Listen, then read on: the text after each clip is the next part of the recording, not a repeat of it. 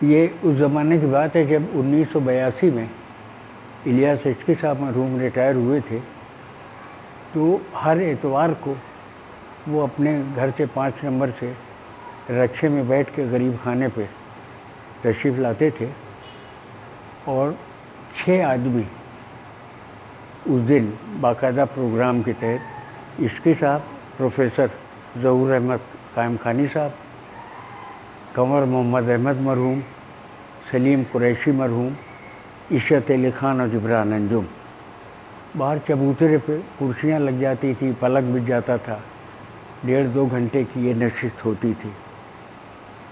ایک دن محرم کا زمانہ تھا، سب لوگ بیٹھے ہوئے تھے، اتنے میں عشرت علی خان جبران انجم کو ساتھ لے کے آئے اور آ کے کہا کہ میں حسینی ہوں، شمر ساتھ لیے پھرتا ہوں۔ یہ سنتے ہی عشقی صاحب مرحوم نے کہا the man is known by the company he keeps. اس پہ زوردار قہقہا لگا۔ اب عشقی صاحب کے حوالے سے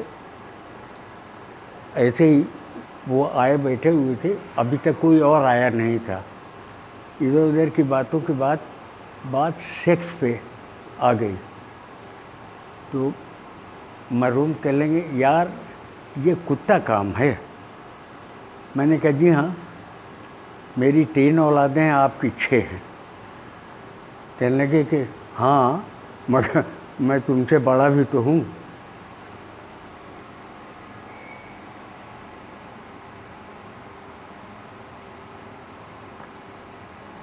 اچھا خیر، بہت سے واقعات ہیں ریڈیو کی ملازمت کے دوران۔ اب ایک عجیب بات، اسرار انصاری ایک پروڈیوسر تھے، سینئر پروڈیوسر، وہ 9 نمبر لطیف آباد میں پشاور سے ٹرانسفر ہو کے آئے تھے، وہ سن 63 میں، تو 9 نمبر سعادات کالونی میں کرائے کے ایک گھر میں وہ رہتے تھے انصاری، لیکن وہ بورڈ پہ صرف اسرار حسین لکھتے تھے۔ تو یہ دیکھ کے وہ مومنین آنا شروع ہو گئے ان کے ہاں، محفلیں جمنے لگیں، باتیں ہوتی تھیں کہ کوئی مہینے 2 مہینے بعد اسرار کے ہمزلف کراچی سے ان سے ملنے آئے۔ ان صاحب کو ان مومنین میں سے کوئی ایک جانتا تھا۔ وہ 2-3 دن ٹھہرے، جب آئے تو انہوں نے پوچھا کہ ارے آپ یہاں کہاں؟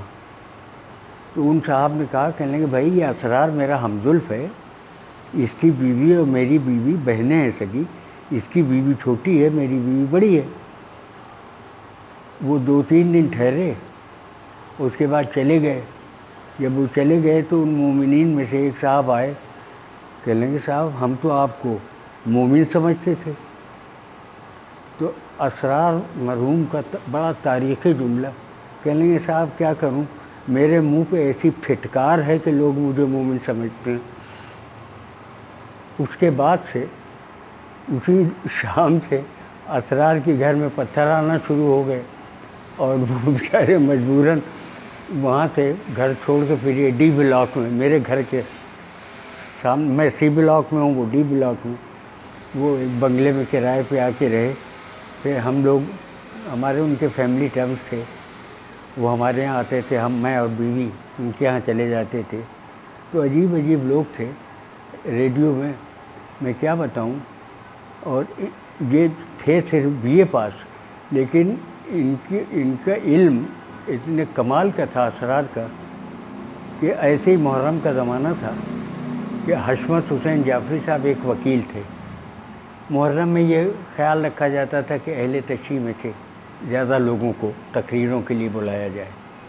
وہ تقریر لکھ کے لائے، میں نے پڑھی، میں نے کہا ٹھیک ہے۔ ویسے ہی میں نے احتیاطاً میں نے کہا کہ یار میں ذرا اسرار کو دکھا لوں یہ تقریر۔ میں اسرار کے پاس گیا، میں نے کہا اسرار یار میں نے پڑھ لی ہے یہ تقریر، مجھے تو ٹھیک لگی، تم ذرا ایک نظر ڈال لو اس پہ۔ انہوں نے تقریر ڈالی اور ایک جملے پہ نشان کہا، کہنے لگے یہ جملہ کٹوا دو۔ میں نے کہا کیوں، اس میں کیا ہے؟ وہ جملہ تھا کہ میدان کربلا میں حضرت امام حسین کے ساتھ وہ ظلم ہوا کہ عہد عتیق کی یاد تازہ ہو گئی. جب میری سمجھ میں، اب وہی بات علم کی بات ہے، تو میں نے کہا اسرار یہ کیا بات ہوئی؟ کہنے لگے عتیق حضرت ابوبکر صدیق کا لقب ہے. یہ جعفری صاحب نے ادھر اشارہ فرمایا ہے کہ جو خلیفہ اول تھے تو وہ بھی ظالم ہیں یزید کی طرح، انہوں نے یزید سے ملایا ہے حضرت ابوبکر صدیق کو. خیر میں تقریر لے کے واپس آیا، میں نے جعفری صاحب سے کہا، میں نے کہا صاحب یہ جملہ نکال دیں. کہنے لگے صاحب جملہ تو نہیں نکلے گا. نہیں ہے تو آپ نہ کریں تقریر. میں نے کہا اچھا آپ رکیں ذرا 1 منٹ. میں وہ تقریر لے کے چاگلا صاحب کے کمرے میں گیا، وہ RD تھے. چاگلا صاحب خوش کیا. میں نے کہا صاحب یہ بات ہے اور اس جملے کا یہ مطلب ہے. چاگلا صاحب کہنے لگے کہ ان کو میرے پاس لے آئیے.